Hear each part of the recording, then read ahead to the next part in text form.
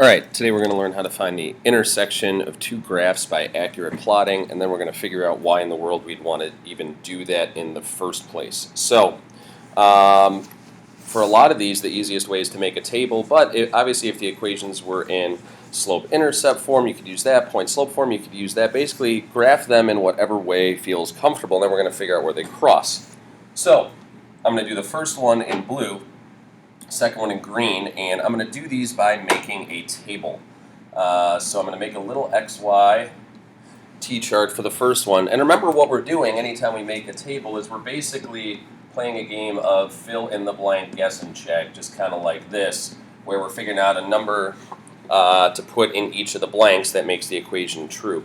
So some numbers that work there are 5 and 1, 2 and 3, -1 and 5. All of those numbers, if you plug them in, like if you look at the last one, 2 times -1 is -2, plus the 15, which is 3 times 5, gets you 13. And then let's do the same thing for the green one, which will be our second one. And our T-chart there is going to be 5, 1, 3, 4, and 1, 7. And we know where these are going to cross already, but let's go ahead and graph them still. So I'm going to graph the point 5, 1. I'm going to graph the point 2, 3.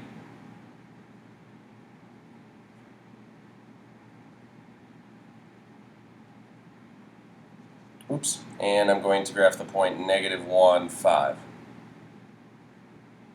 I'm going to graph those with a line. That's pretty good for me on the smartboard. Okay. Then I'm going to graph the next one. Again, we've got that point 5, 1. That's right there. Then we've got the point 3, 4. And then we've got the point 1, 7. We'll connect those with a line. I'm going to circle the point where they intersect. And I'm going to write it down up here that they cross at the ordered pair 5, 1. Okay, so that's basically what you're trying to do with all of these.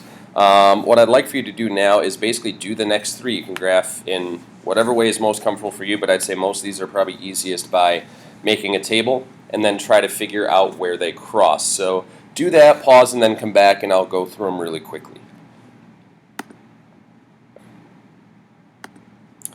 Okay, I'm assuming at this point you have already done that. So let's take a look and see what we have. Again, I'll do the top one in blue, and I'll do the bottom one in green. So for the first one, our T-chart, or our table, oops, that's green, I don't want green, I want blue.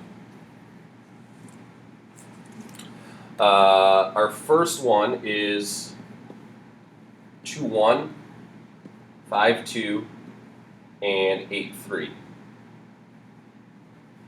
Those were the points I came up with anyway. Our second one, and if you came up with different points, that's fine. As long as they look the same and intersect at the same place, you're totally good. So here, when I came up with these points originally, I did not really figure out where these were going to cross. So I'm definitely have to graph it here. So I'm going to graph the green one first, since that's the marker I've got out.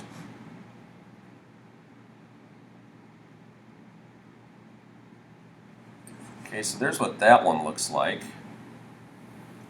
I'm going to graph the blue one, and hopefully that they intersect at some nice little place right here. Let's find out.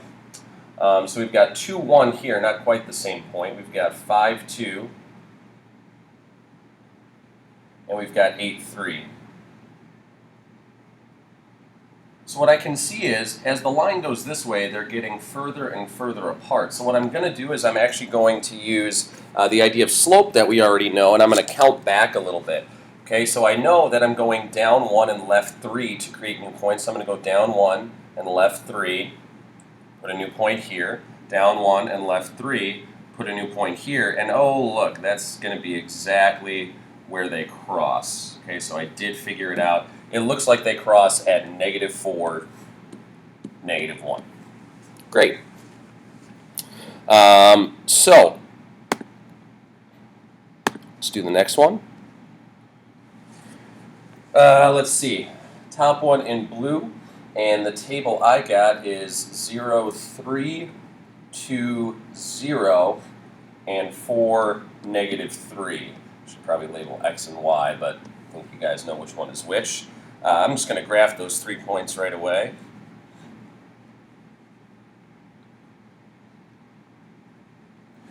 And then connect them with a line. And then I'm going to do the green one, second one. And again, I'm not coming up with these points this fast. I did these ahead of time. Okay, so sometimes this is obviously a little bit challenging, but do the best you can. All right, so I got 0, 3 again, 1, 5, and 2, 7.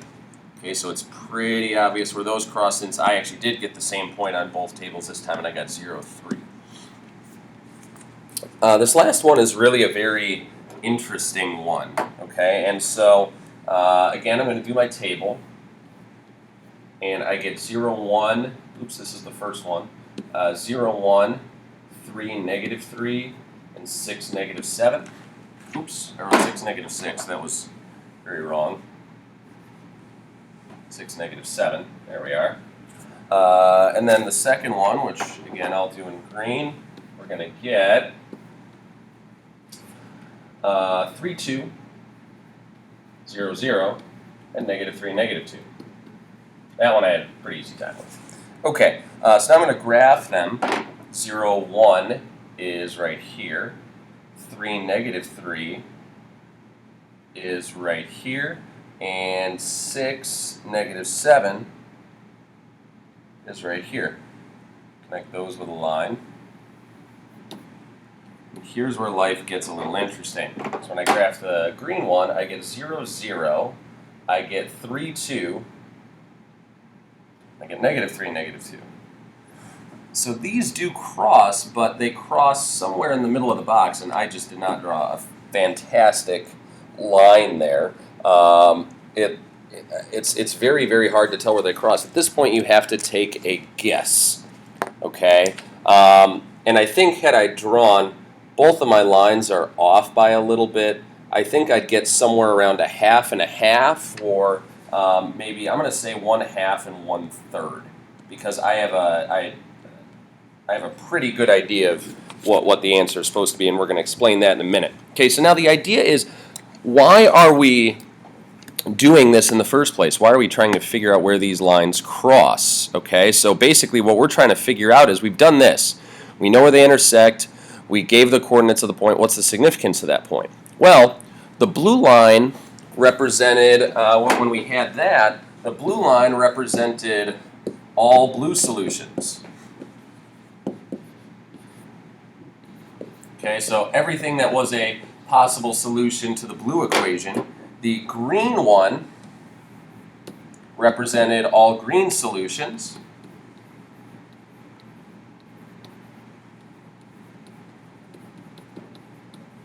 So what that means is the point where they intersect has to be a blue and a green solution. It is the one place where the x and y value are exactly the same for both equations. What you just learned how to do is solve a system of equations by graphing. When you solve a system of equations, you're trying to figure out the x and y value that make both equations true. Okay, so when you graph one line, you're graphing all the solutions that make it true. Same thing when you graph the other line. So the point where they cross is the point or the values where both of them are true. Okay, so this is one way to do it, and you're going to learn 2 other methods for solving systems of equations, but that's the basic idea. You are trying to find the solution that makes the x and y value, I should say, that makes both equations true.